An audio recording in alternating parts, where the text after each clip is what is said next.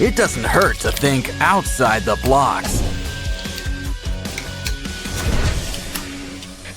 We're whipping up our own block car. But who needs a minifig?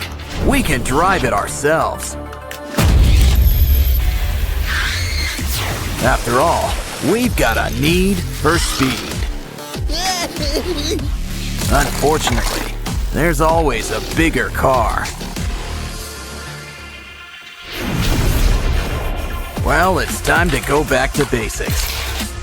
I think what our car really needs is a sturdy backbone.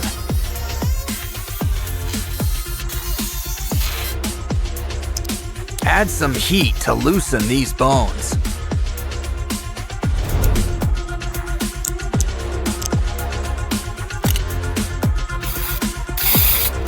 Of course, a car's gonna need some metal. And what's more metal than some aluminum foil? Next, we're gonna need some modeling clay. Smush it, flatten it, and use it to customize your car. Let's stick to the front part. We want to show off those bones. While we're at it, add some minute details. We're breaking it down to the nuts and bolts. Grab some modeling tools. A ballpoint will make some great patterns. Next up, glue some seashell spikes along the spine. Don't worry, we didn't forget the end. Hey, who turned off the lights? Better. You know, that torch could make a great scorpion tail. Especially when we add some more spikes. Of course, the pink is a little out of place. When it comes to bones, white is traditional.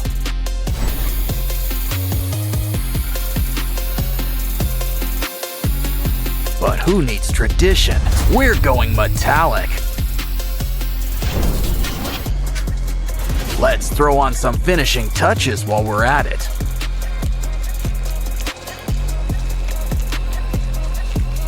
Yeah, rust red really suits that jaw.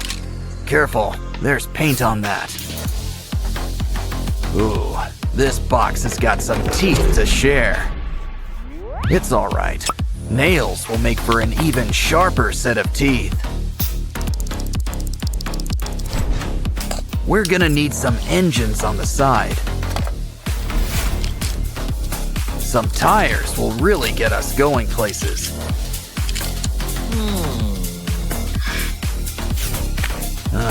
Deodorant? That can always come in handy, but not for the obvious reasons. We can use it for the car. Make a hole and add some wire. The right spark will help light the way. Careful now, you don't want to give him heartburn. Our car needs to be in shape to hit the roads.